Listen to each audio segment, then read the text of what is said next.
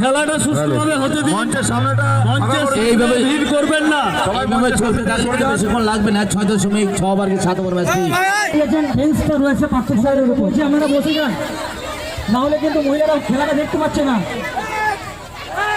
মঞ্চের সামনেটা ফাঁকা করে দিন।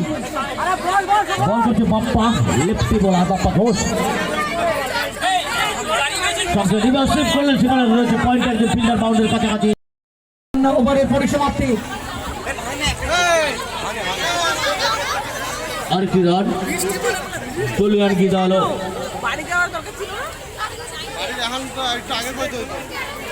আকাশে দারুণ মেঘ, ঘন ঘন বল করছে বান্টি, বল করবে দলনায়ক দলপতি না হয়।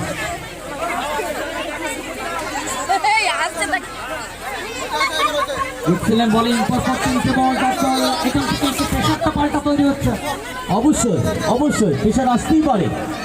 আরে খেলা তো ক্রিকেট, অনিশ্চিতময় খেলা, কখন কোথায় কি হয়ে যাবে কিচ্ছু বলতে। তবে মোহন কিন্তু ছুটি করে বসে আছে।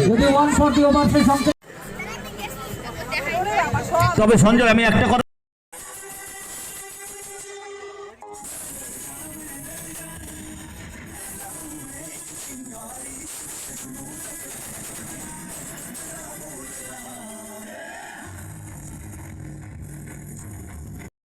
এই যে হাজার হাজার মানুষের সমাবেশে যা হয়েছে, তাতে আমি একটা কথা বলতে বাধ্য হচ্ছি যে বিশ্বভারতী বিশ্ববিদ্যালয়ের পাশের প্রাঙ্গণে সর্বভারতীয় একটি সাহিত্য অধিবেশন একটা বিষয় ছিল যে বাঙালির জাতীয়তাবাদ তথা ভারতের জাতীয়তাবাদ।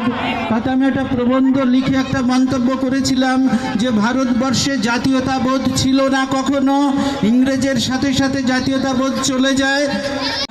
এই দৃশ্য দেখে মনে হচ্ছে যে খেলাকে ভালোবেসে এবং আমার দেশকে ভালোবেসে আমাদের এই প্রজন্ম এখনো তারা প্রাণ দিতে পারে।